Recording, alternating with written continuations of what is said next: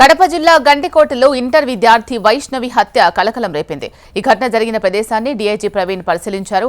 బాలిక హత్యలో ప్రియుడి లోకేష్ పాత్ర ఏమాత్రం లేదని డీఐజీ తెలిపారు. వైష్ణవిపై ఎలాంటి లైంగిక దాడి జరగలేదని రిపోర్టులో తేలింది అన్నారు.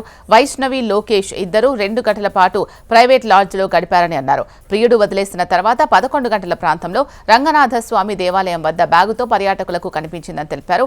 హత్య జరిగిన ప్రాంతంలో కీలక ఆధారాలు లభించాయని, తొందరగా కేసును ఛేదించే ప్రయత్నం చేస్తామని డీఐజీ తెలిపారు. జిల్లాలో చాలా దురదృష్టమైన సంఘటన జరిగింది. 17 ఏళ్ల యువతి ఇక్కడ శవమై నిన్న మనకి బయటపడడం జరిగింది. దాని గురించి మొత్తం నిన్నటి నుంచి మొత్తం జిల్లా యంత్రాంగం, తర్వాత రాష్ట్ర యంత్రాంగం అంతా కూడా దాన్ని ఛేదించే పనిలో నిమగ్నమై ఉన్నారు.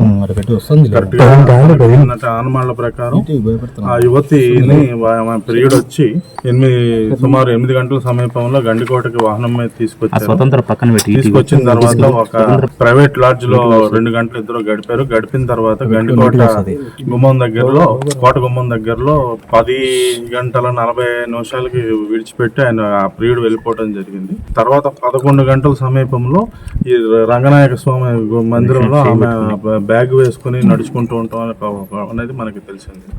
తర్వాత ఏం జరిగింది అనేది తెలియదు. నిన్న ప్రొద్దుట ఆమె శవమై మనకి ఇక్కడ ఈ రంగనాథ స్వామి ఆలయం వెనక భాగంలో ఆమె శవం పడి ఉండటం, ఆమె ఏమంటారు టాప్ పైన వేసుకున్న వస్త్రాలు ఒలిచి వేసి ఉండటం అన్ని చూసాం. చాలా దిగ్భ్రాంతి కలిగించింది. అన్ని కోణాల్లోనూ దర్యాప్తు చేస్తున్నాం.